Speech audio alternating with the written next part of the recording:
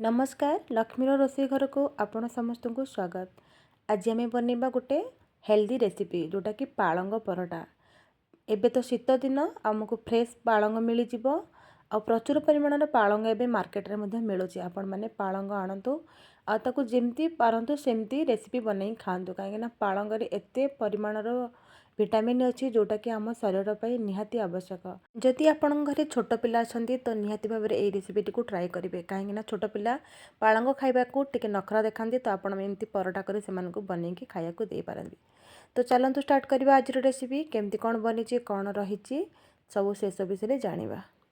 तो पालंग परोटा पाई आमको पालंग तो निहाती आवश्यक से मुझे पालंग मार्केट रू आनी।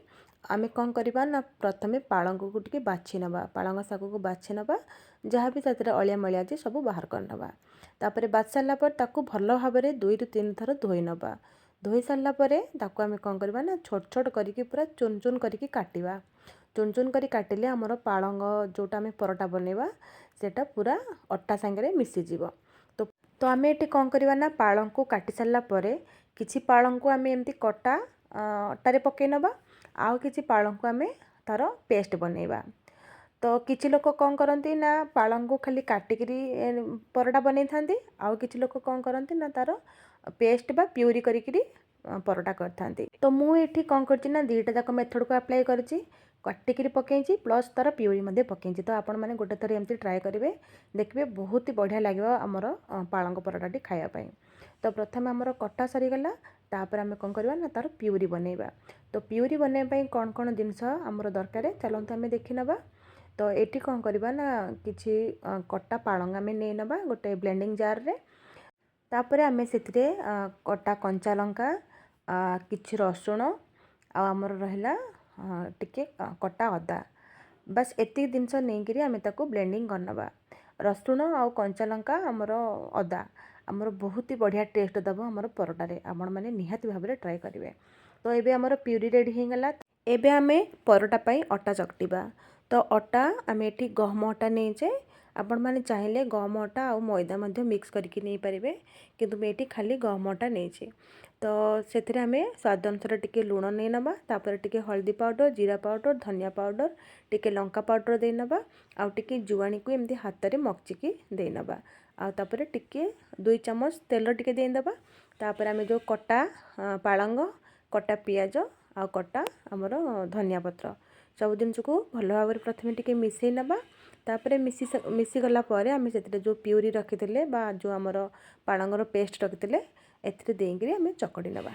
तो पालंग पेस्ट प्रथमे दबा तापर देखिबा केते कोन पानी रा आवश्यकता होउची तापर जाइके आमे पानी दबा।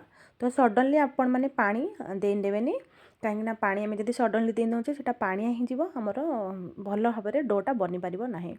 तो प्रथम आमे प्यूरी देके अटाटी को चकड़ी नेबा तापर आमे पानी दबा। एबे देखंतु प्यूरी दे सारा पर आमको टिके पानी रा आवश्यकता है एमती टिके टिके पानी देकरी आमे गोटे डो बनै नबा जेमती आपण माने नॉर्मली रोटी बा परोटा बनै थांती जेमती डो बनै थांती सेमती ही डो बनै नेबे। तो टिके भल भाव में आमे चकड़ी सारा पर आमर अटा चकटाटा रेडी हो जिवो। आपण माने देखिके जानि पारथिबे कि आमर जो डोटी बनिची से बेसी पतला कि बेसी हार्ड मध्य बनी पूरा स्मूथ भाव में बनिची। तो आपण माने एमती भाव में ही अटाटा को चकटी नेबे। तापर आमर अटा चकटा भी रेडी हो गला से आमे टिके तेल लगे नबा आ ताको आमे 10 मिनट पर्यंत रेस्ट टिके छाड़ नबा। रेस्ट छाड़नेले आमर टिके भल भाव में अटाटा फुली जीवो आ तापर आमे ताको माने परोटा बनैबा। एबे आमर 10 मिनट हो गला तापर आमे आउ टिके कि समय पर्यंत एमती चकटी नबा। तापर आमे परोटा प्रस्तुत करवा से एमती गोला बनै नबा। तो जदि आपण मानकु मोटार परोटा पसंद तो आपण मानकर गोला टिके बड़ा बड़ा बनैबे जदि आपनको पतला परोटा पसंद तो छोट छोट गोला मध्य बनैबे। तो एबे देखंतु हमर सबतक गोला प्रस्तुत हो गला तापर आमे सेतरे परोटार शेप दबा। आपण माने जे कोनोची शेप देई परंती जेमति कि ट्रायंगल हैला नले स्क्वायर हैला नले राउंड हैला जोटा भी आपण माने जानि छंदी लच्छा परोटा हैला आपण माने मध्य हेतरे बनै परिबे। तो जेमति शेप आपण जानि छंदी बनै परिबे। तो एठी मु राउंड रो शेप नैची परोटा बनैया पाई। तो देखंतु प्रथमे आमे सुखिला अटा देकी प्रथमे छोटर टिके गोला बनै नबा। गोला बनी गला परे आमे सेतिरे टिके तेल दबा मझिरे टिके तेल दबा। मझिरे टिके तेल देले हमर जो आमे जो जेतेबेले परोटाटा को सेकिबा तर भितरटा टिके क्रिस्पी रहइबो। तापर आम परटाटी को बेली नवा।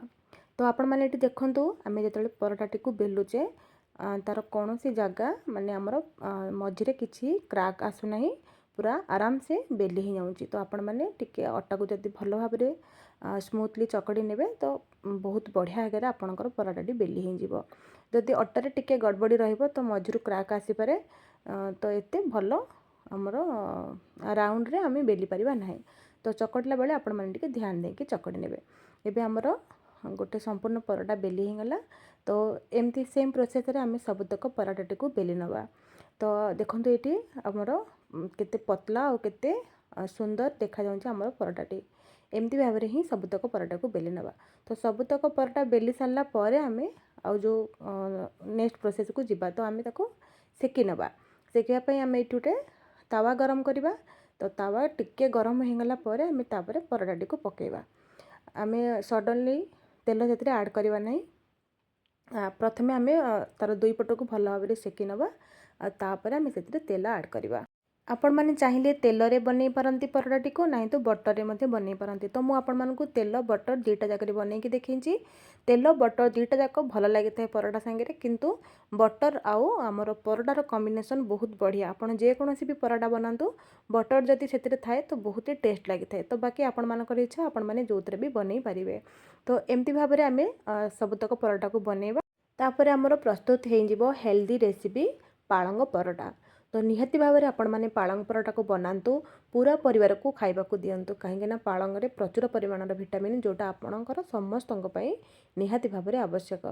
तो पालंग पराटा सांगे आपण मैंने ग्रीन चटनी नहीं पारती, दहीर किसी चटनी बनईकी नहीं पारती। जदि सब्जी सांगे खाइबे सेटा भी बहुत बढ़िया लगे। जदि किसी भी ना आपण मैंने टमाटो सॉस सांगे खाई पारे। तो चटनी रेसिपी मुझे आपण मानक शेयर करनी। बर्तमान आमर पराटा देखंतु केते बढ़िया भाव में बनी जाइए। एमती भाव में आपण मैंने बनइबे। जदि भल लगुच लाइक शेयर सब्सक्राइब करने को जमार भी भूलिए ना। तो एमती नुआ नुआ रेसिपी आनी मु आपण मानक सामना को आसीबी। आज रेसिपी को एड रखा। पुणी देखा आउ एक वीडियो रे। रहिली नमस्कार।